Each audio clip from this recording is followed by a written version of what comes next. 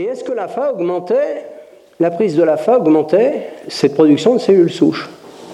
Eh bien oui, on s'est aperçu que si les gens prenaient 5 grammes d'afanisoménon, ça veut dire que ça fait 5 cuillères à café rase si on la prend en poudre, ou 20 gélules quand on prend en gélule, ce sont des gélules de 150 mg, eh bien on augmente la prolifération des cellules souches de 30%. Les aspects scientifiques, alors le Cynerstem, c'est le nom du produit. Bon, ici, je pense qu'il y a une majorité de gens qui connaissent le nom déjà, au moins, et vous pouvez aller le voir sur le site. Le Cynerstem, c'est le produit qui stimule, qui augmente la prolifération des cellules souches de 80%. Alors, il est fait à base de thé vert, d'extrait de myrtille, extrait de thé vert, extrait de carnosine reconstitué et de vitamine D3 reconstituée, la cholécalciférol reconstituée.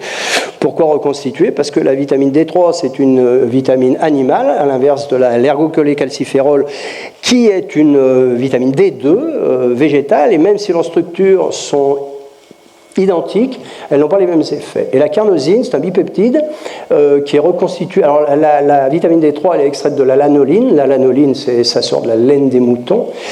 Et la vitamine D3, elle est reconstituée à partir de la bêta-alanine et de la L-histidine. Donc c'est un produit synthétique, mais naturel. Ça ne veut pas dire produit chimique. Entendons-nous bien.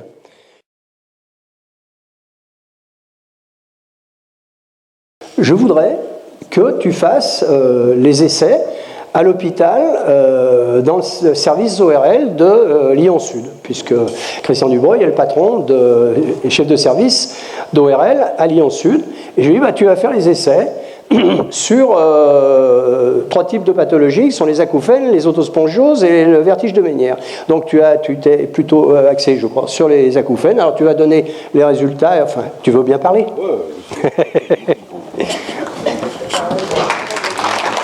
L'acouphène, ce n'est pas une maladie. Vous savez bien? Non, personne ne le sait. C'est un symptôme. Comme je dis, quand vous avez mal au ventre, le mal de ventre, c'est comme l'acouphène. Le mal au ventre, ça veut dire que vous avez peut-être une appendicite, problème de rein, problème intestinal, utérin, peu importe. L'acouphène, c'est pareil, mais malheureusement, en France ou dans le monde, on dit l'acouphène, je ne sais pas ce que c'est, il n'y a rien à faire pour cette maladie. Ce n'est pas une maladie, c'est un symptôme. Et si vous cherchez, bien, vous trouvez la cause. La cause, je la trouve pratiquement 99 fois sur 100. Puis quelques fois, je n'arrive pas à trouver, ou je n'arrive pas à mettre une étiquette dessus, c'est des gens qui sont dans une impasse. Parce que ne trouvant pas de cause, donc c'est quand même pas très fréquent, moi, je vous dis, j'ai une quinzaine de cas par an, le reste du temps, je mets toujours une cause dessus, et c'est des gens qui ont tout essayé, qui ont fait 10 fois le tour de France, qui sont allés partout, ils ont des scanners, des IRM qui ne font pas avancer le schmilblick d'1 centimètre, et c'est des gens pour lesquels j'étais dans des impasses. C'était pas tumoral, c'était pas inflammatoire, c'était pas infectieux, c'était pas circulatoire, c'était pas psychosomatique dans 80% des cas. Et c'est ces gens-là, justement, où on était en fin de traitement, on était dans une impasse de traitement. Je leur dis, écoutez, on va essayer, ce que disait Jacques Prunier, on va essayer le Cynerstem. Et bien ça a marché. Pas sur les 10, c'est évident. Parce que sur les 10, les gens, ils ne viennent pas de Lyon. Ils viennent du Pas-de-Calais, du plateau de Langres, de Carcassonne, un peu de partout. Donc il y a des gens que je n'ai pas revus. Mais sur les 10 que j'ai inclus, il y en a 5 que j'ai revus, il y en a 3 où ça a marché. Ils sont revenus pour en chercher d'autres, ils ont déjà arrêté, et on recommence. Donc l'acouphène, c'est quand même des maladies parfois qui peuvent pousser au suicide, à la dépression, des gens qui ne font plus rien, qui sont abouliques, ils ne font plus rien, ils arrêtent de travailler. Et c'est des gens que maintenant, grâce au Cynerstem, je ne sais pas comment ça agit, où agissent les cellules souches. Est-ce sur l'oreille interne? Est-ce sur les voies auditives? Est-ce au niveau cortical? Peut-être sur 1 étage, 2 étages ou 3 étages. Donc, il ne faudrait pas croire que c'est la panacée à tous les acouphènes. On ne va surtout pas donner ça à tous les gens qui ont des acouphènes, parce que les acouphènes, il faut chercher la cause. Si c'est une tumeur de nerf acoustique, je ne vois pas bien ce que le Cynerstem va faire là-dedans. S'il y a un accident vasculaire cérébral qui se prépare, ce n'est pas le Cynerstem qui va empêcher l'artère de se boucher. Si c'est psychosomatique à la suite d'un divorce, ce n'est pas le Cynerstem qui va faire revenir la femme au mari qui est parti. Vous avez bien compris. Donc ne croyez pas que le Cynerstem va guérir tout, absolument pas. Il est réservé à des cas tout à fait précis d'acouphènes pour lesquels on n'a pas d'autre solution que ce traitement-là.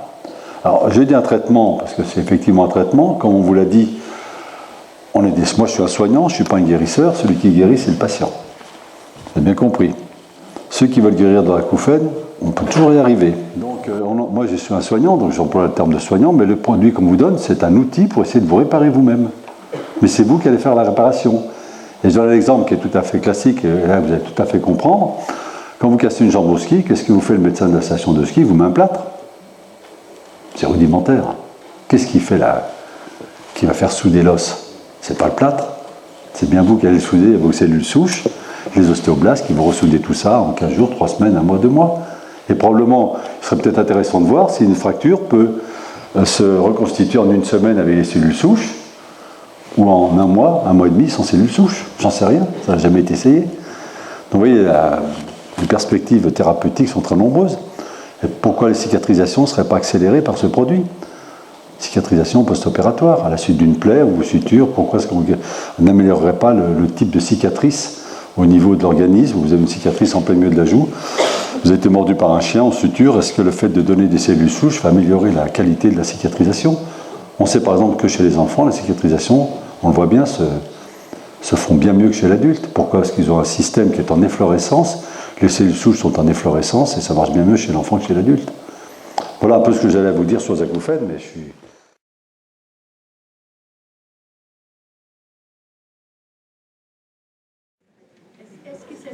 Est-ce que ça pourrait, le synastème agir sur des acouphènes qui seraient liés à une opération d'oreille? Il y a eu une opération d'oreille, une tympanoplastie. Enfin, c'est pas pour moi, c'est pour une de mes amies, c'est elle qui me l'a transmis, la question, qui aurait abîmé la cloque. Bon, alors je vais traduire la question, parce qu'on n'a pas entendu.